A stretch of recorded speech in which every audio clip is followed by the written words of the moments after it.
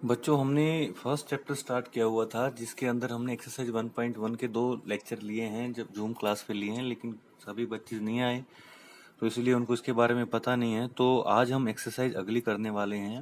अगली एक्सरसाइज भी रिलेशन के ऊपर ही है।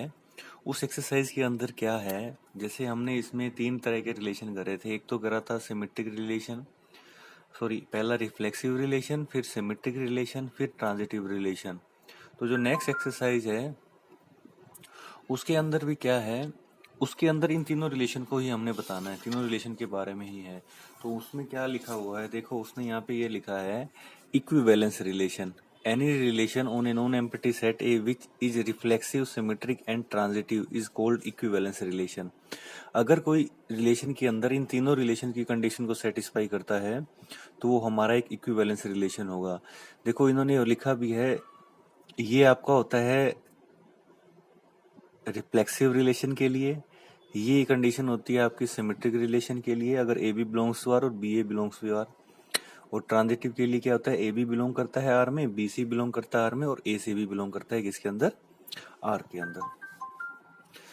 तो इसके अंदर अब हम कोई एक क्वेश्चन ले लेते हैं, जैसा कि मैं इसमें एक क्वेश्चन ले लेता हूँ, एग्जाम्पल ही करा लेते हैं एक, जिसमें पता लग जाए कि ये है क्या नहीं है।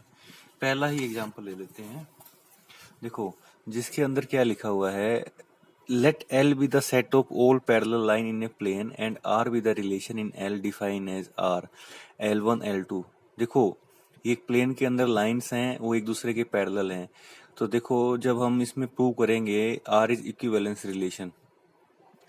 देखो दो लाइनें हैं, अगर मान लो दो L1 और L2 लाइनें हैं, दोनों पैरेलल हैं। अगर देखो हम जब इसकी बात करते हैं रिफ्लेक्सिव की, तो उसमें दोनों सेम केस लिए जाते हैं। अगर खाली मैं ये लिख लूं कि L1 तो L1 एक लाइन मैंने ड्रॉ करी, वो अपने आप के पैरेलल तो है ही, तो ये पहला केस तो हो गया।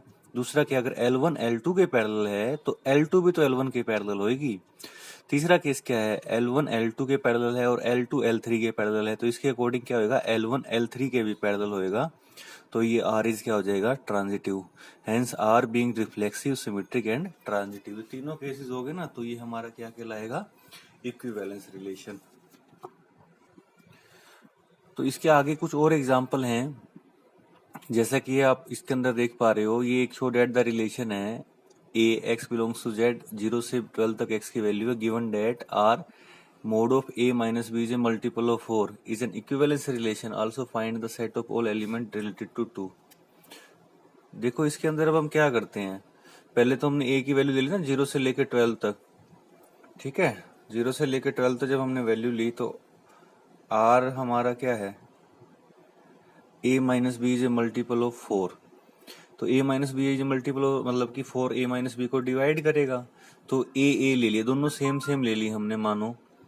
तो जब सेम सेम लिए तो इसका मतलब 0 आया, 0 तो 4 से डिवाइड हो ही जाता है, तो ये रिफ्लेक्सिव हो गया। अगर a माइनस बी का मोड 4 से डिवाइड हो रहा है तो b माइनस ए का भी तो मोड 4 से डिवाइड होएगा, तो ये सिमेट्रिक भी है।